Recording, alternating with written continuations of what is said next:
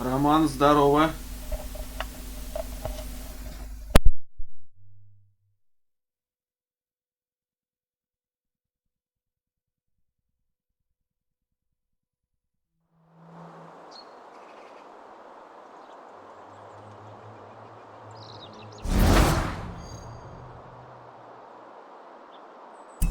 Welcome back, Alexander.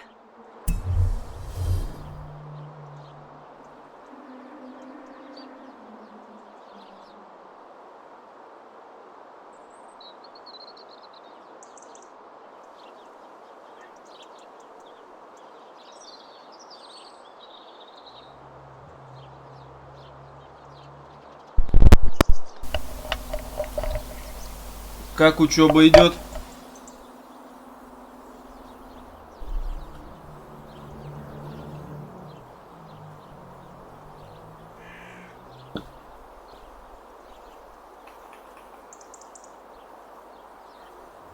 Давай, рассказывай. Что ты там придумал?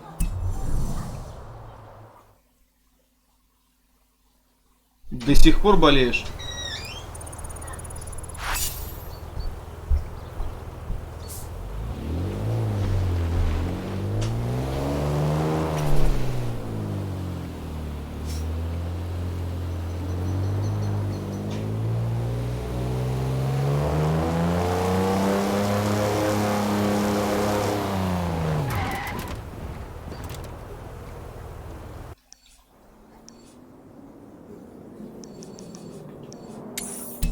Turn around when it is safe to do so.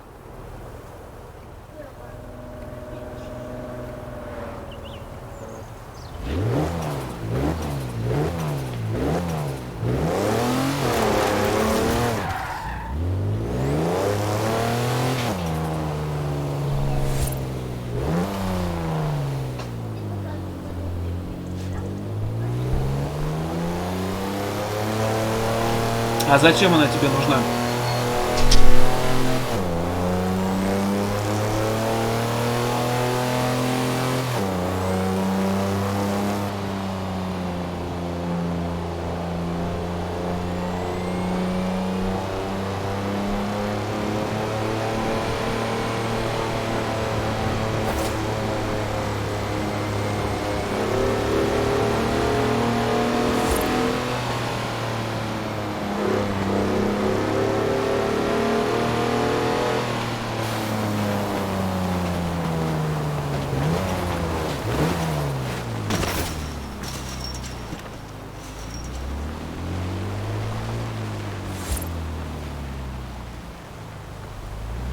Ну нифига ты загнул. И что будет?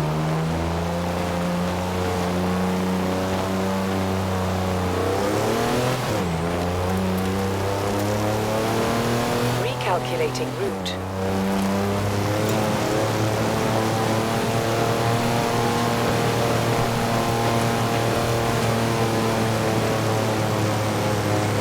In 400 meters, turn left.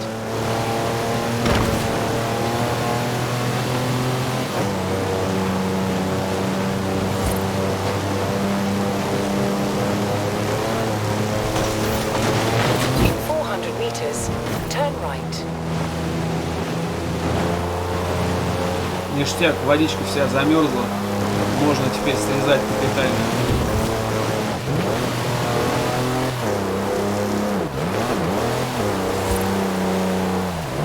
You have arrived at your destination.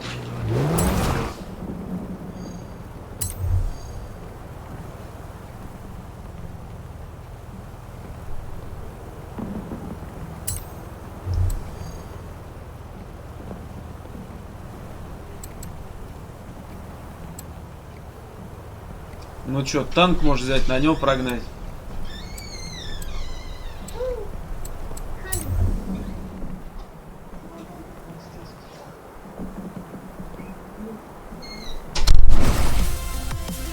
Да можно попробовать будет сделать.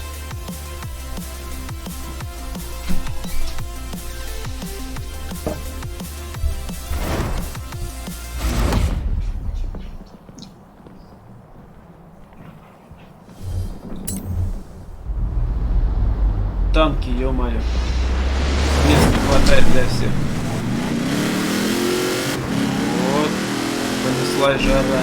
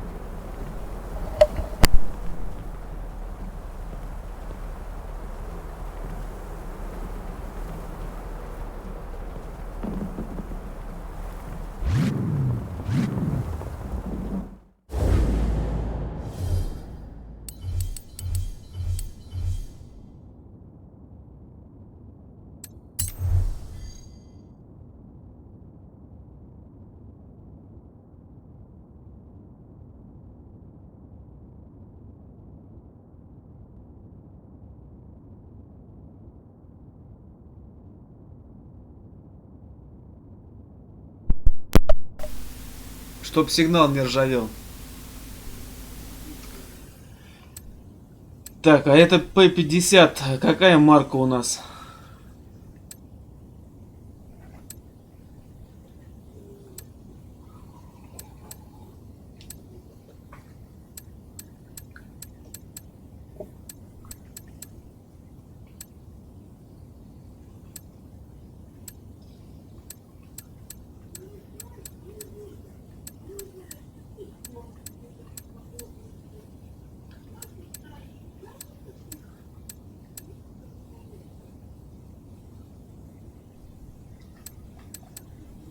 Нифига себе, какая эклипс прям есть, а?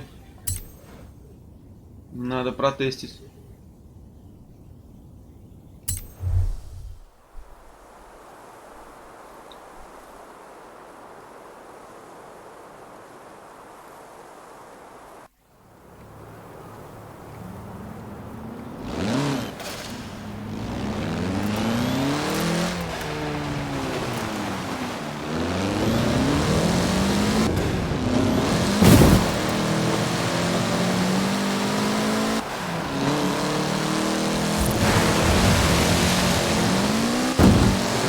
Блин, прям офигенно сделали.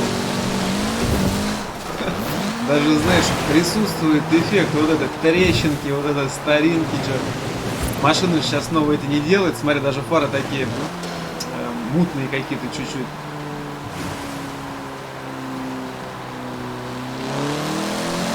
А аппарат прикольный, прикольный.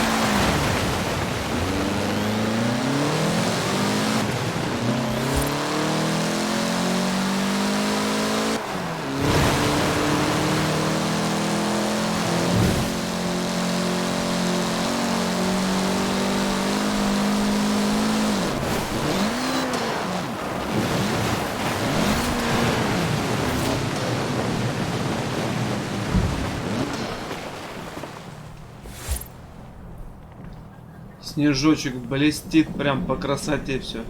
Как настоящий.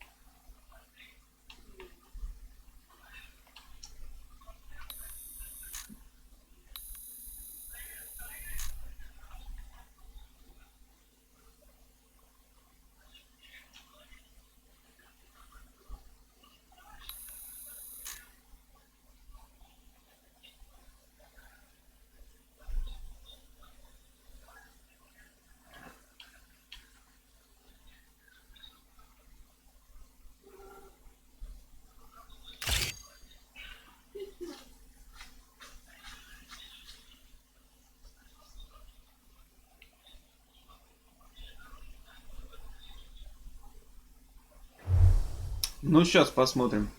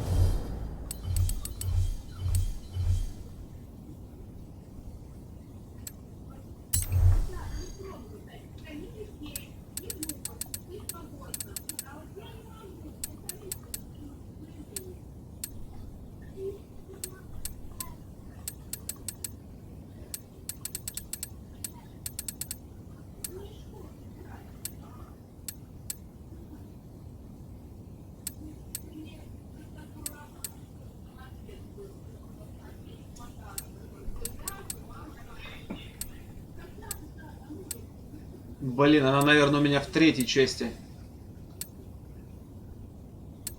Здесь ее нет.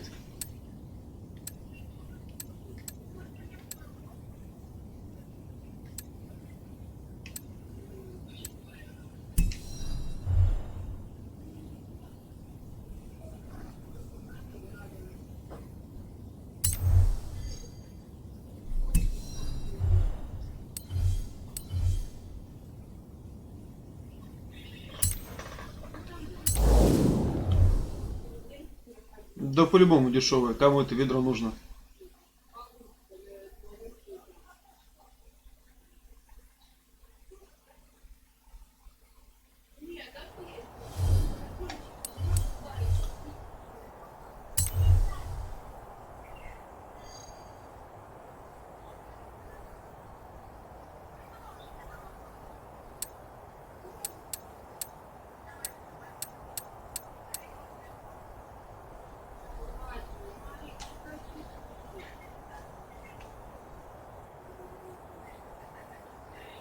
Сколько его крузак сотку стоит?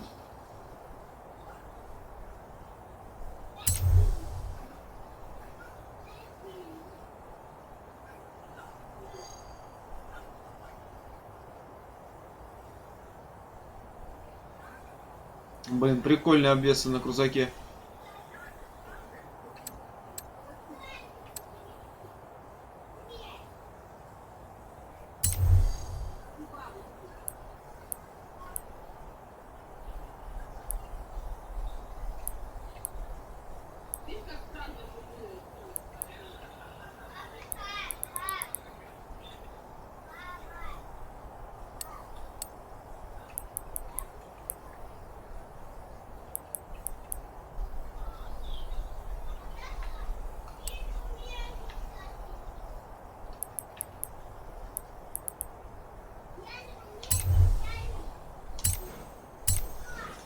Куплю, пусть будет. Потом тест-драйв сделаю.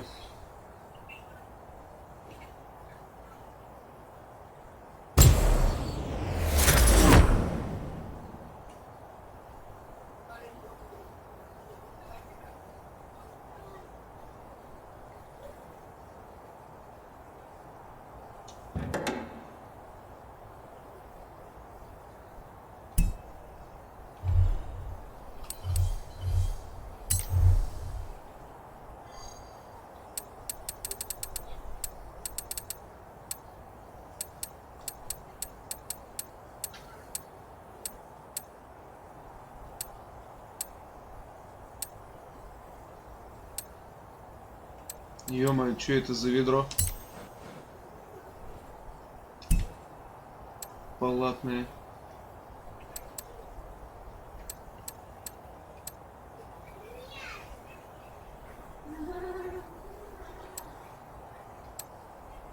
А здесь ее, видишь, нет этой тубаретки. Только такая. И то за бабки нужно, за реальные покупать.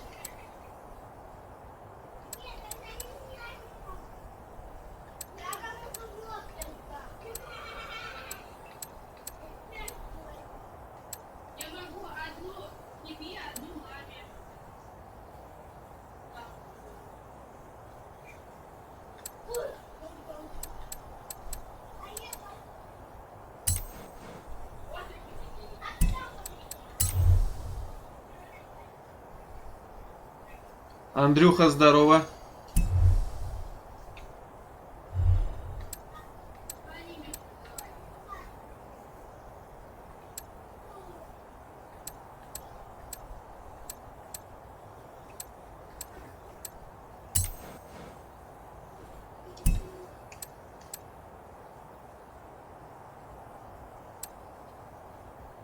Ромик, ну что, не вспомнил, как называется это ведро трехколесное?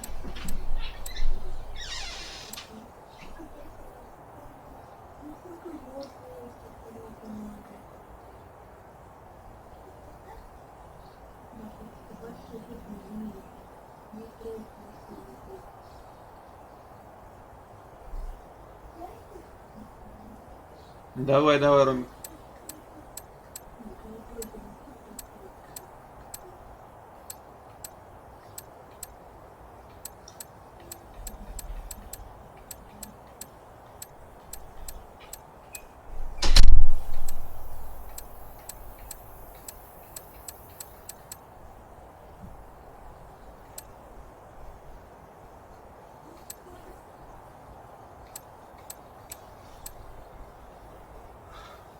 Андрюх, да все хорошо.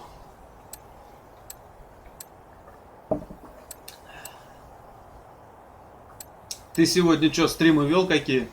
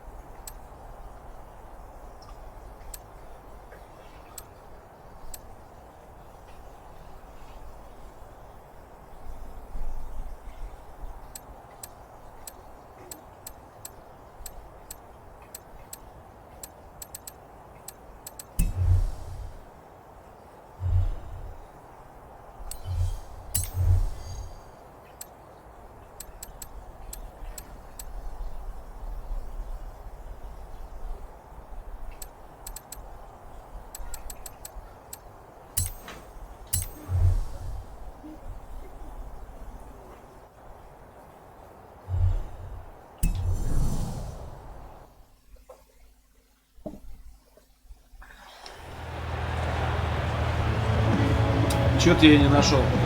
Давай потом я на нее сделаю обзор. И что-нибудь помучу, блин.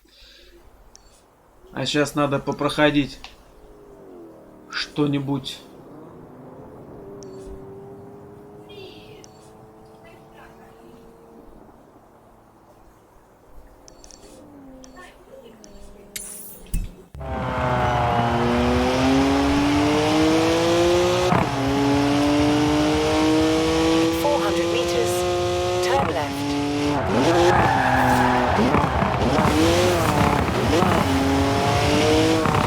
Или знаешь что, Роман, сделаю проще. Включу третью форзу. И все. И что-нибудь там придумаю.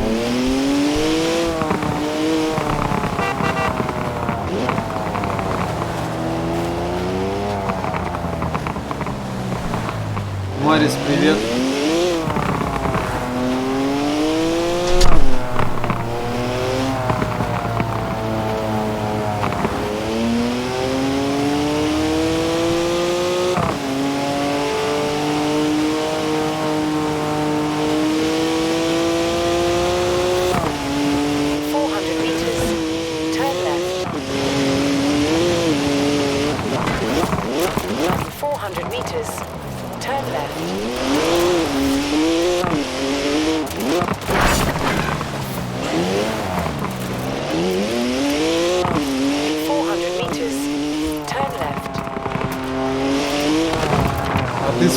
играешь или с консоли.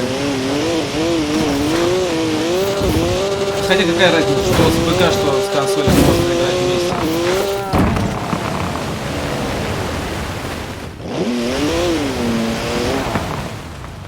Блин, по снегу прям классно гонять.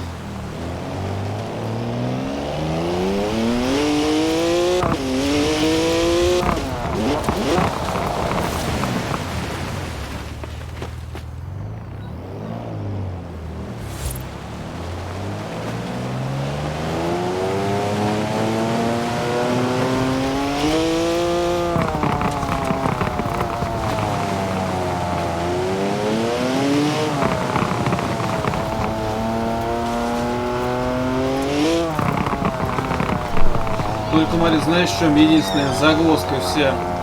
У нас не продается Gold статус.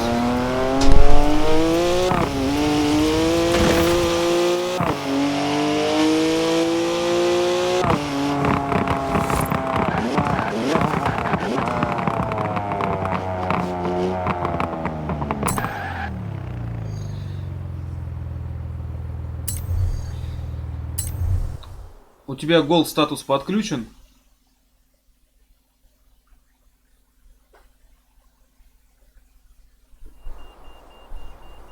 Hope you're enjoying yourself. I know I am. It's great to be able to just focus on telling the story while someone else handles the driving for once. Let's get to the next one. This time, it's Lotus.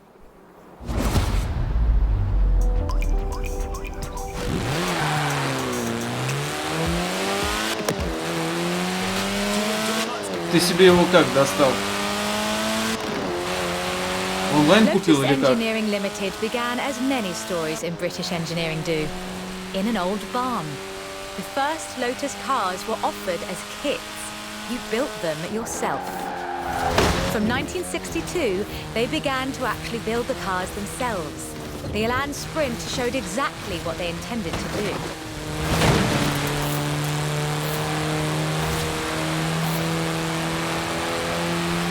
Designer Colin Chapman famously said, "Adding power makes you faster on the straights.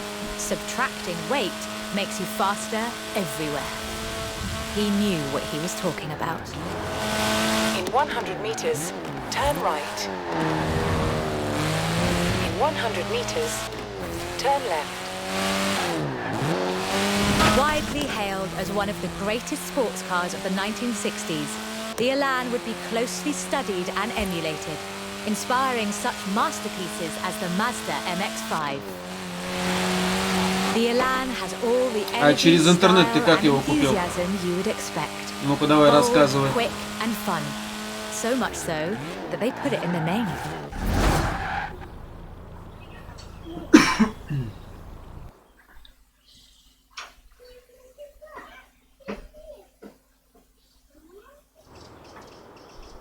The Elan Sprint was a financial as well as an engineering И во сколько success for тебе это все Lotus, удовольствие обошлось? validating their approach to design and resulting in a whole family of light, agile roadsters. Which brings us to this, the Lotus Exige. It's heavier than the Elan, admittedly, but it's faster. Much, much faster. Почем ты его себе взял на год? Touch the pedal, the Exige responds with instant, relentless acceleration, as you'd expect. With a 0 to 60 time of 3.8 seconds and a top speed of 170 before upgrades and tuning, the Exige is uncompromising.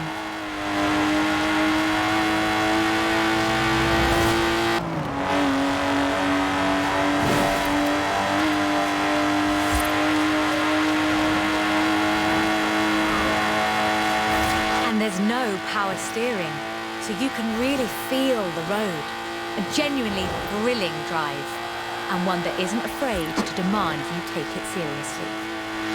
In 200 meters, turn left. Turn left. In one word, Lotus is about the experience. Uncompromising, challenging.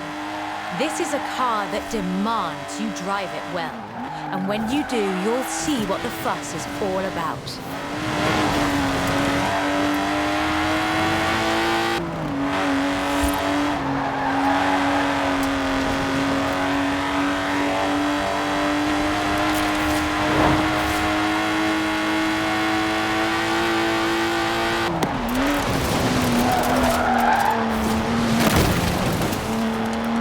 In 400 meters, you...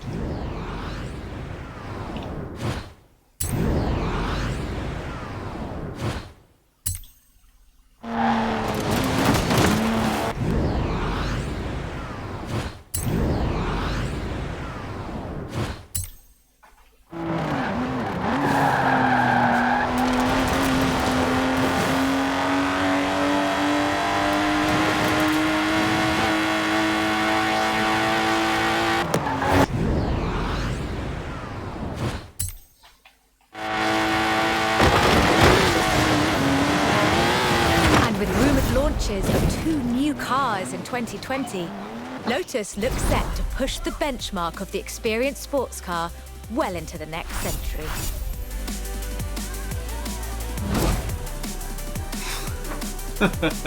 Вот ты выдумщик, а.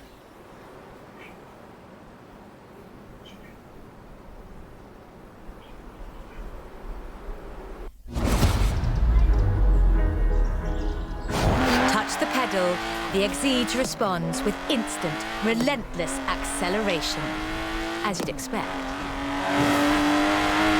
With a 0 to 60 time of 3.8 seconds and a top speed of 170 before upgrades and tuning, the Exige is uncompromising.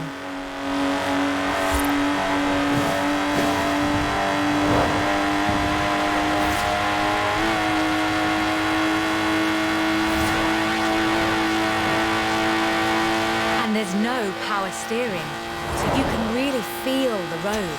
A genuinely thrilling drive, and one that isn't afraid to demand you take it seriously.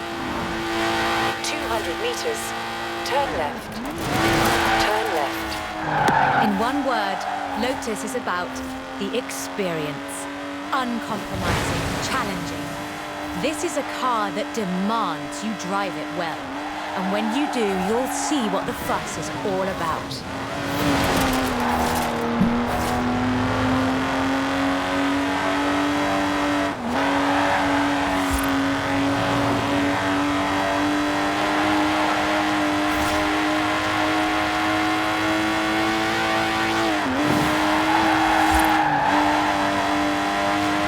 In 400 meters, you will arrive at your destination.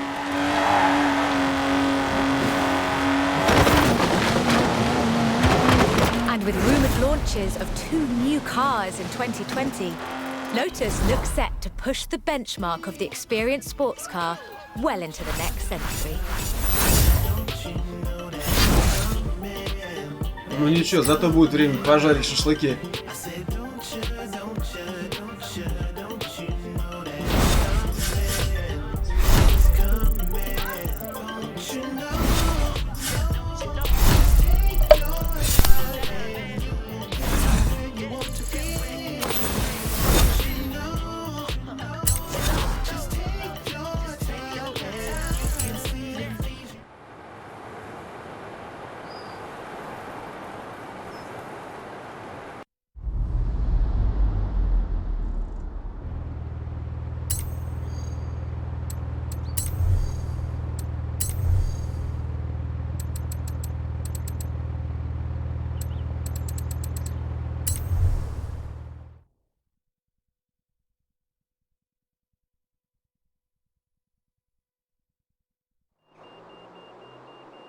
Great to see you. We're shooting a documentary about car culture in the UK, and I need a second driver. You've made a name for yourself, and it would be great to have you aboard.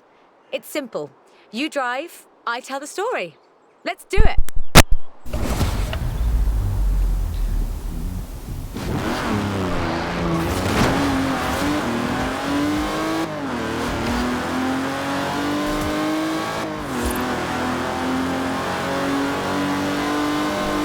From Aston Martin to McLaren and Bentley, Great Britain is home to over a century of automotive excellence. I'm Rebecca Dawson. Welcome to British Racing Green, a documentary celebrating that history.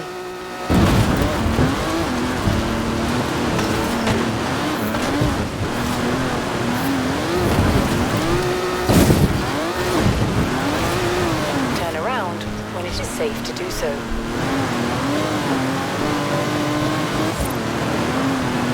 We'll reset and take that section again. Не успел набрать.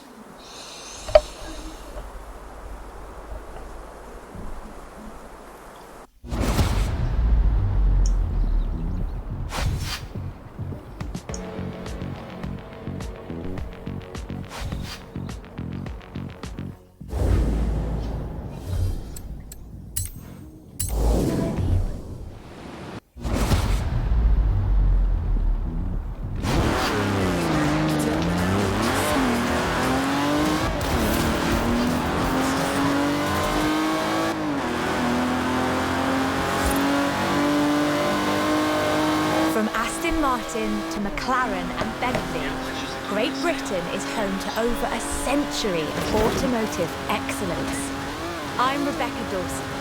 Welcome to British Racing Green, a documentary celebrating that history.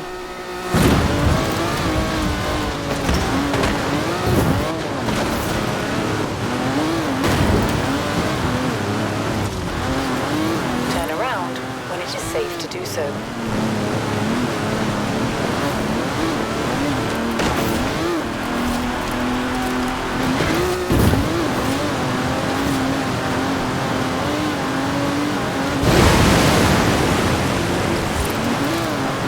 Не вовремя болото нарисовался. Не успею набрать. В объезд надо ехать.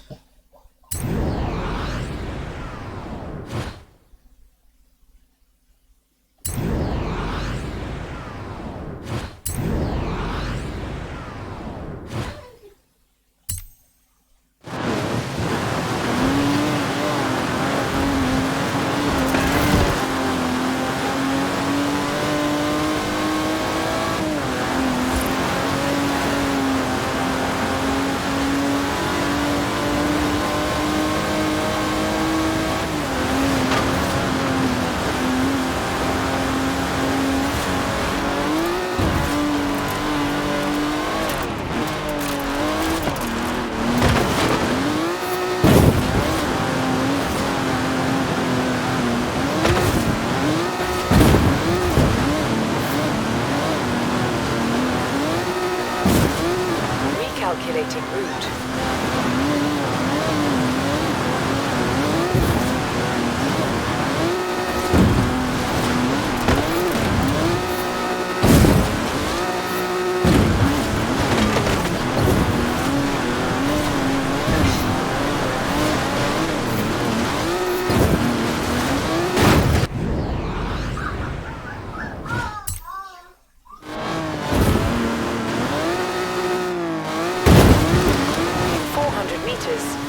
Turn left.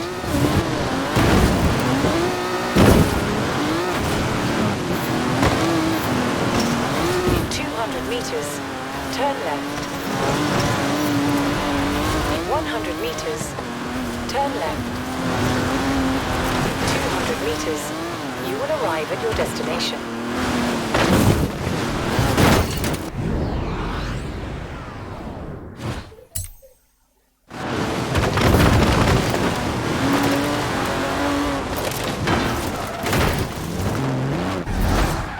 The silver DB5 would be immortalised in half a century of cinema.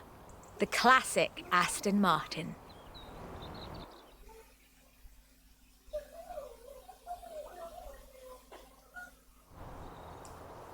But in 2016, a new DB was unveiled, heralding the dawn of Aston Martin's second century. The DB11 is the first production turbocharged Aston Martin. But is it a worthy successor to that legacy? The short answer is yes. It's bold, responsive, and agile. It's perhaps the best GT chassis in the world. And listen to it.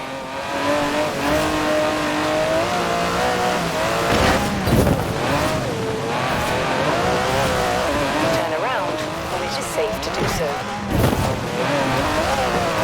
Recalculating route. 400 meters. Turn left.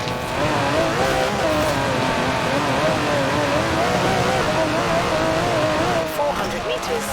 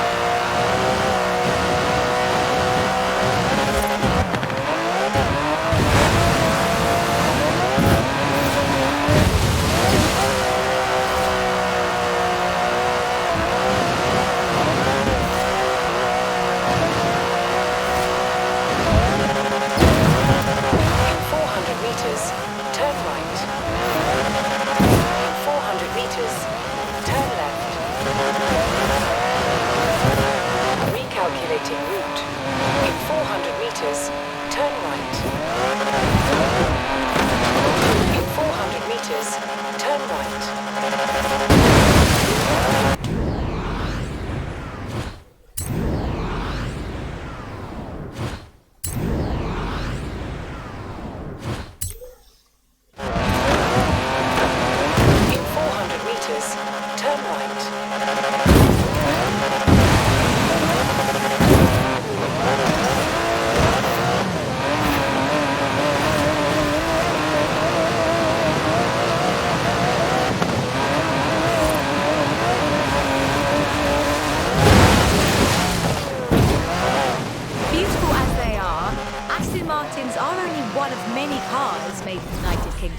Let's see what else is out there.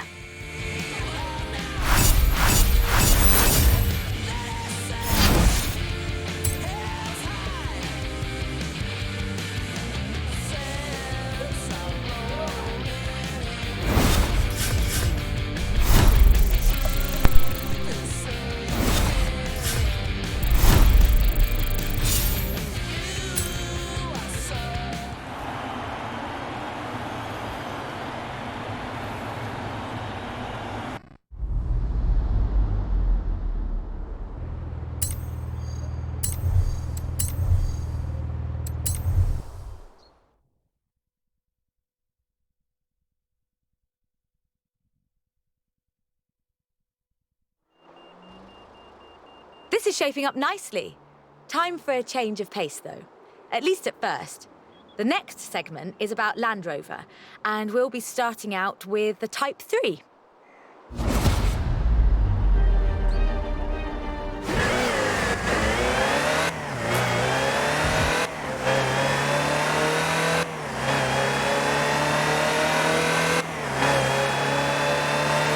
Land Rover, the British sports utility vehicle. But before that, they were actual utility vehicles.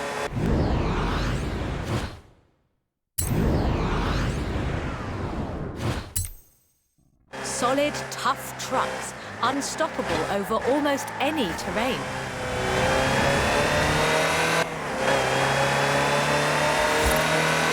In 200 meters, turn right.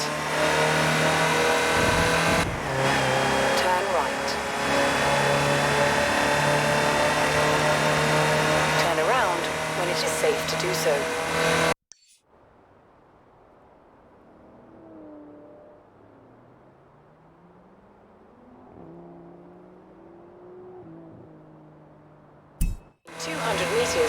Turn sharp right. Turn sharp right.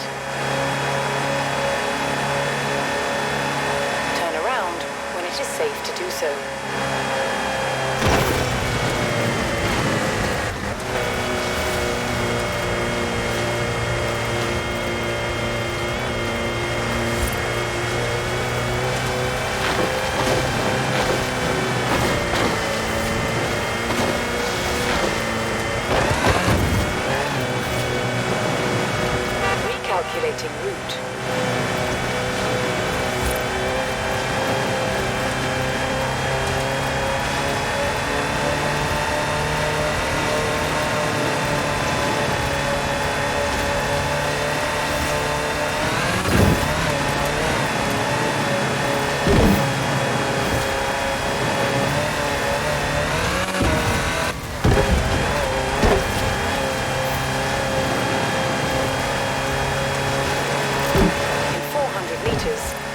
Turn sharp left.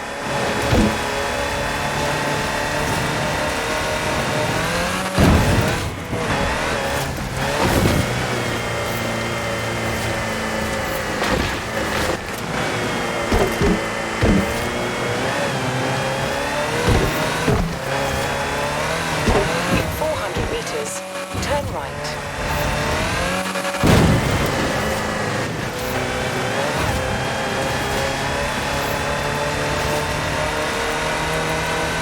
Turn right.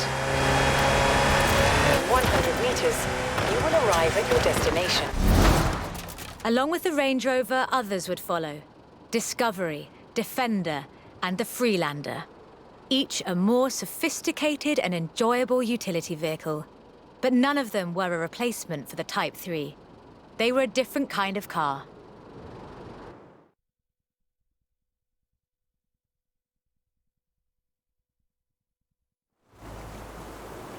The Type 3 was arguably the first sports utility vehicle, an evolution of the design that would lead ultimately to this. The Bowler Nemesis, an off-road racing vehicle that turned into a production SUV, the Nemesis EXR. Роман, знаешь что? Посмотри, можно с третьей Horizon машины перетянуть на четвертую? It even has the grille, headlights, and rear lights from a Range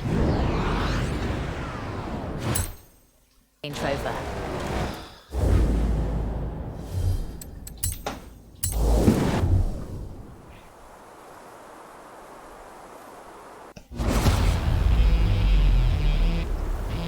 It sports a turbocharged 5-litre Land Rover Jaguar engine, crammed into a carbon fibre chassis with integral roll cage. It even has the grille, headlights. Да что ж ты будешь делать, а? Lights and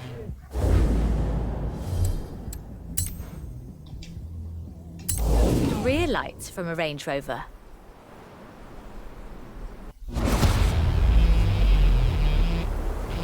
It sports a turbocharged 5-litre Land Rover Jaguar engine, crammed into a carbon fibre chassis with integral roll cage. It even has the grille, headlights, and rear lights from a Range Rover.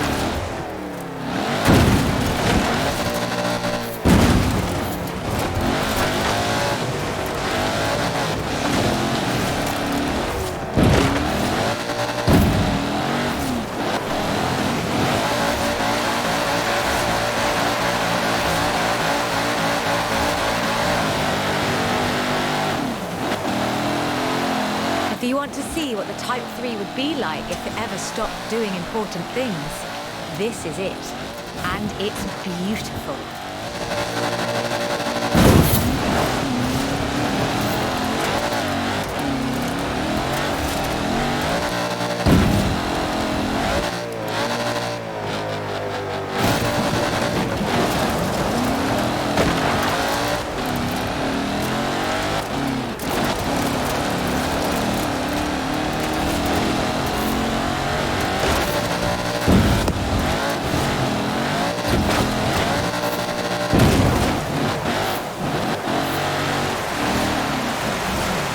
This is an all-terrain supercar. That's the only fair description for this. But that's what you get when you build an SUV with Land Rover DNA.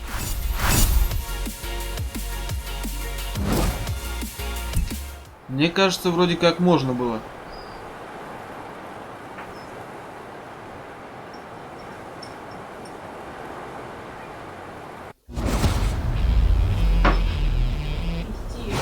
It sports a turbocharged 5-litre Land Rover Jaguar engine, crammed into a carbon fibre chassis with integral roll cage. It even has the grille, headlights and rear lights from a Range Rover.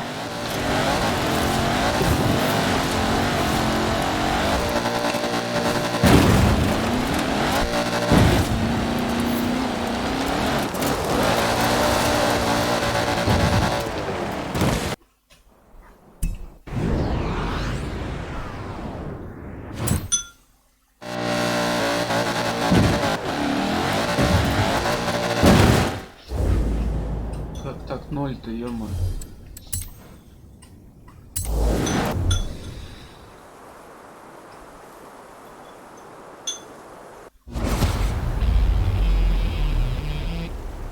It sports a turbocharged 5-litre Land Rover Jaguar engine, crammed into a carbon fibre chassis with integral roll cage. It even has the grille, headlights and rear lights from a Range Rover.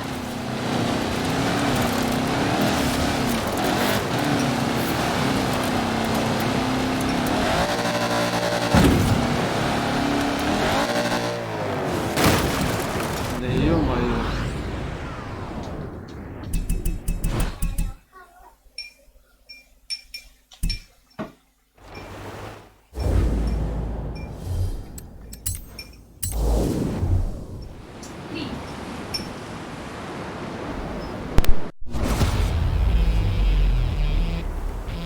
It sports a turbocharged 5-litre Land Rover Jaguar engine, crammed into a carbon fibre chassis with integral roll cage. It even has the grille, headlights and rear lights from a Range Rover.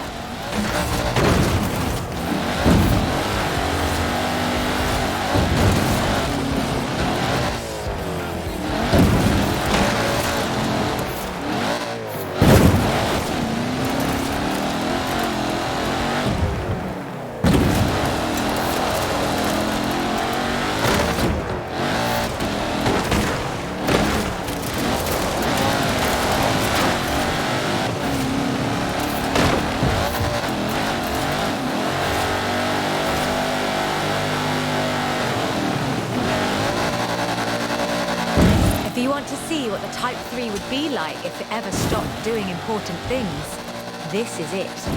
And it's beautiful.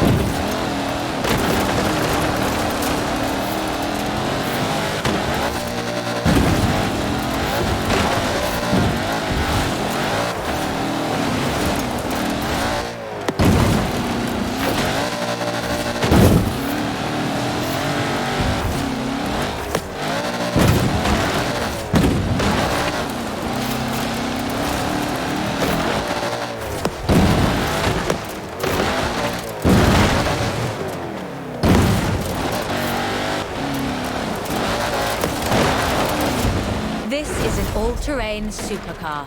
That's the only fair description for this. But that's what you get when you build an SUV with Land Rover DNA.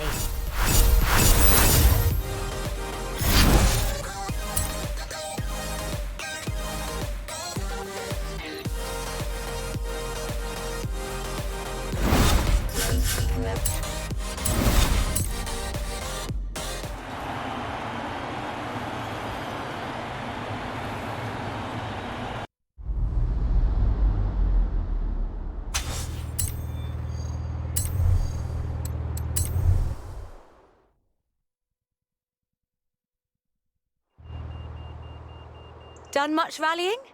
That's a joke. We've all seen what you've been up to. We're doing the next bit on location. You'll see why when you get there.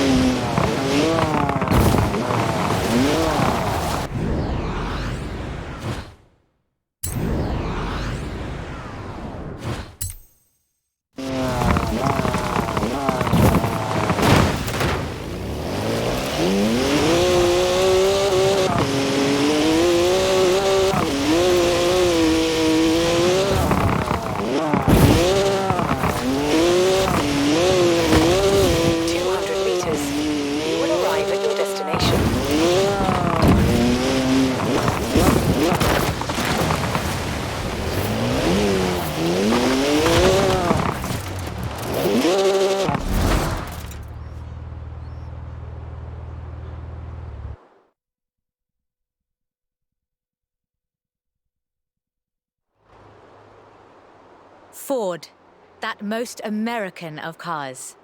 But the Ford Escort, oh, that's British. And more than that, the Escort would become for many synonymous with Group B. In the 70s, Ford had embraced that destiny so firmly that they'd begun their own championships to find new drivers. Drivers for cars like the RS 1800. This was a car designed explicitly for rallying, with a powerful fuel-injected 1790cc Cosworth BDE engine.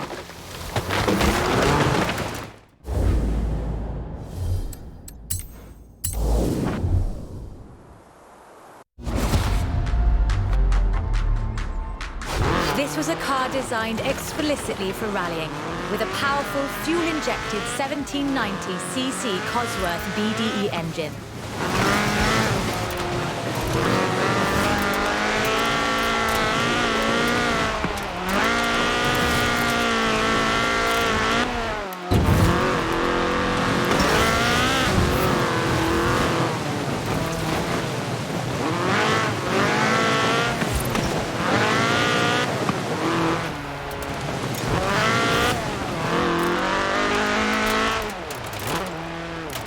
The RS 1800 brought home 17 World Rally Championship victories for Ford.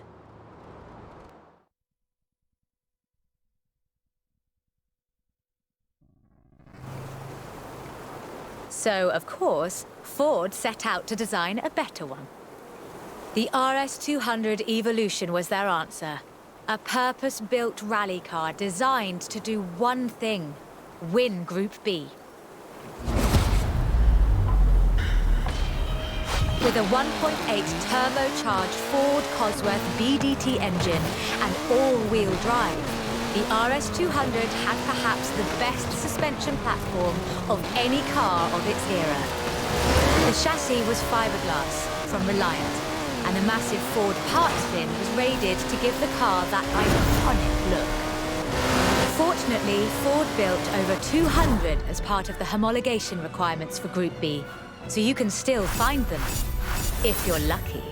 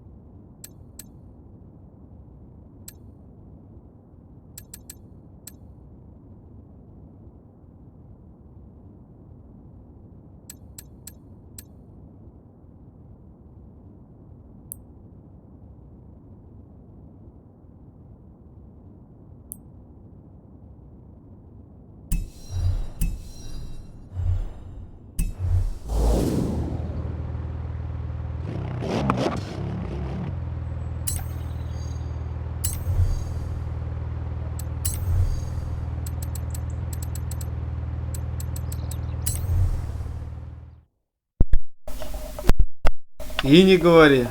Тоже заметил, да? Как быстро пролетел. You know, I really like this car. Твой любимый Not that I want тырчик. to drive it for too long. Squeeze yourself in there and let's see just how fast you can make it go. Which won't be too fast. But hey, I could be surprised. The Peel P50 has the dubious honour of being the smallest production car in the world. A one-door microcar coupe, featuring a 42cc air-cooled engine, capable of a heinous 38 miles an hour. And a handle, so you can pick it up and carry it with you when you get to work. And keep in mind that this is the production version. The prototype had the single wheel at the front. Why would you think that was a good idea?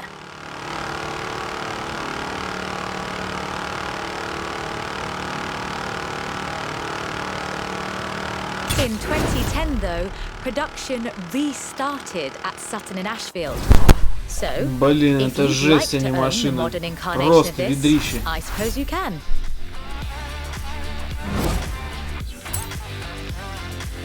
Блин, нажал продолжить. Ё-моё. Блин, вроде 69 километров набрал. Почему 3 звезды? Не понял. Ой, 2 звезды.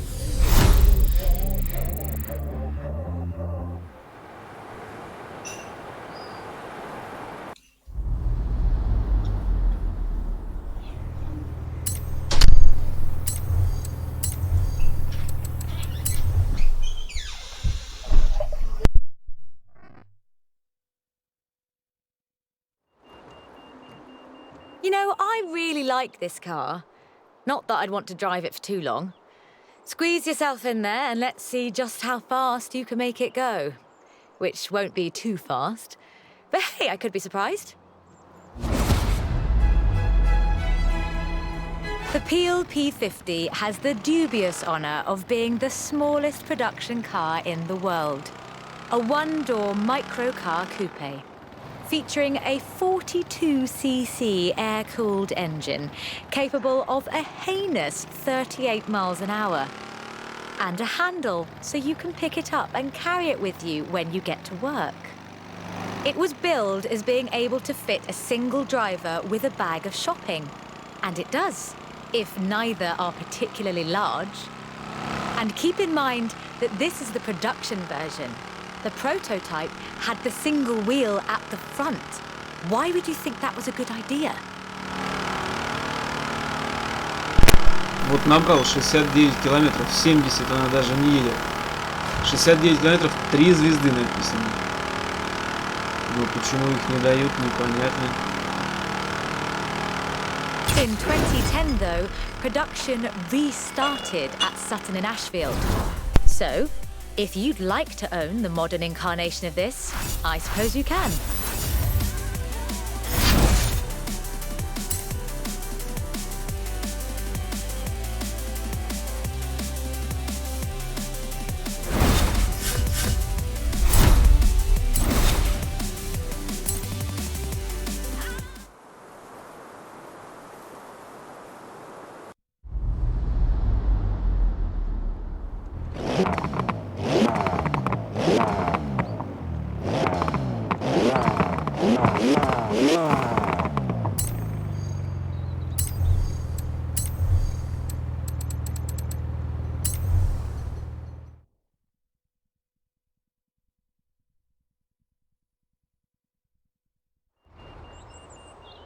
This is quite the story.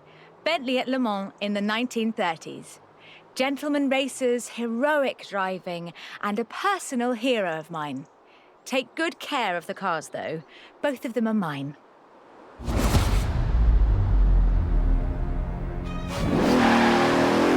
Bentley, a company founded in 1919 in Cricklewood, North London, and purchased by Rolls-Royce in the 30s. A company synonymous with both racing and luxury.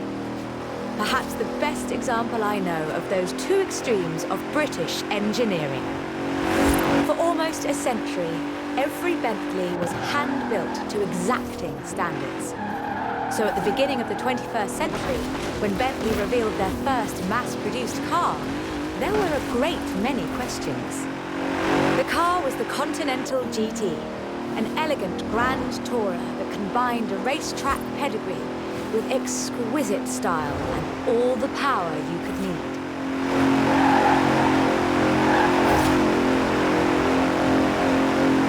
The move to mass production has done nothing to blunt the Bentley experience.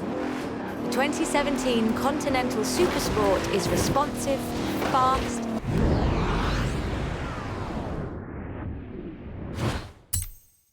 and beautifully designed.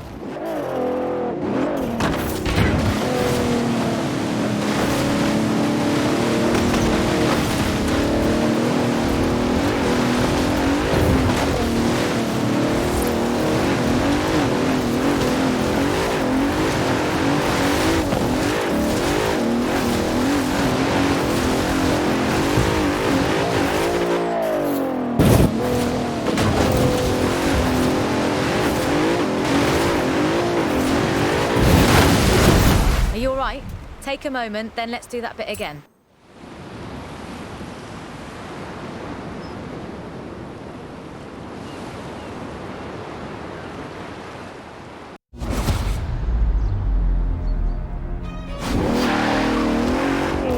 Bentley, a company founded in 1919 in Cricklewood, North London, and purchased by Rolls-Royce in the 30s.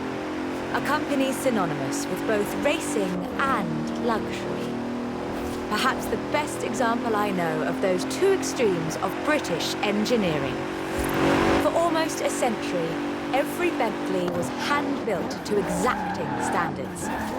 So at the beginning of the 21st century, when Bentley revealed their first mass-produced car, there were a great many questions. The car was the Continental GT, an elegant grand tourer that combined a racetrack pedigree with exquisite style and all the power you could need.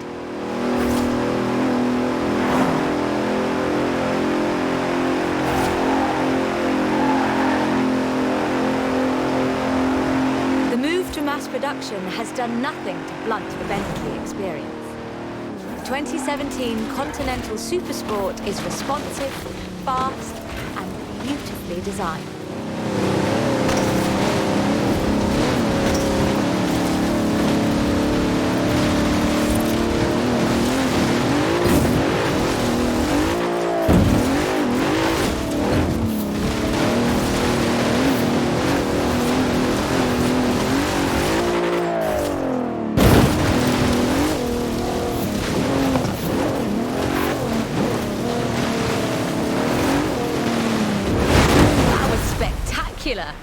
Take a breather and let's try again with less excitement.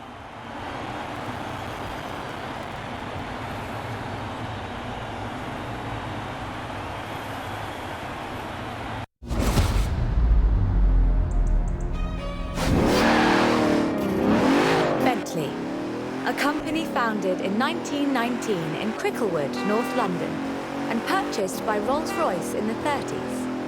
A company synonymous with both racing and luxury. Perhaps the best example I know of those two extremes of British engineering. For almost a century, every Bentley was hand-built to exacting standards. So at the beginning of the 21st century, when Bentley revealed their first mass-produced car, there were a great many questions. The car was the Continental GT, an elegant grand tourer that combined a racetrack pedigree with exquisite style and all the power you could need.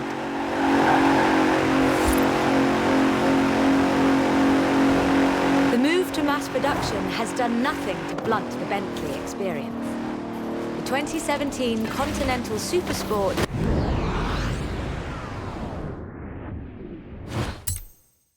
is responsive, fast, and beautifully designed.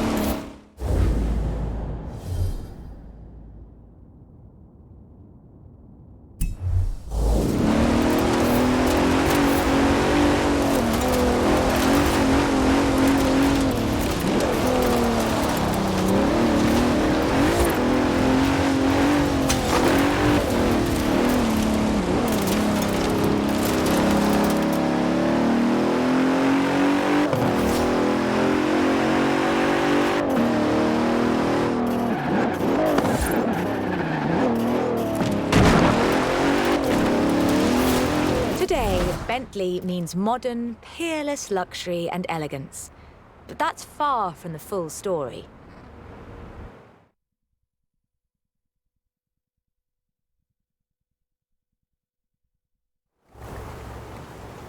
A century ago, Bentley meant something else entirely. It meant Le Mans. In 1930, eccentric race team owner Dorothy Paget financed a rather special Bentley at the Le Mans. It was a 4.5-litre supercharged masterpiece, driven by Sir Henry Bentley Boy Birkin. It posted the fastest time on the day, but it failed to finish. But what a race it was.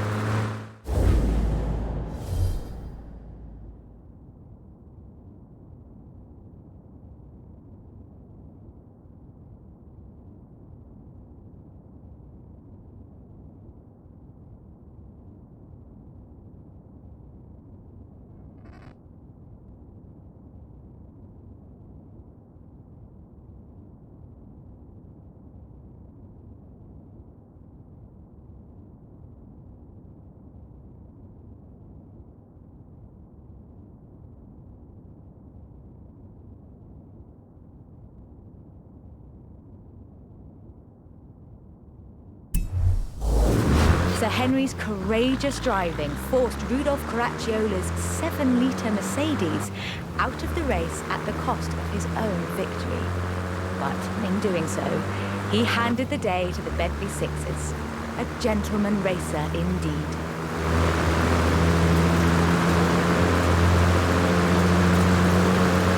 Sir Henry knew he didn't have anything to prove.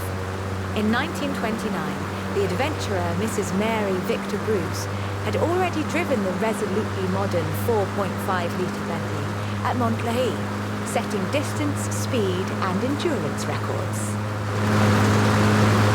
The Bentley's performance so annoyed Ettore Bugatti that he called it the world's fastest lorry.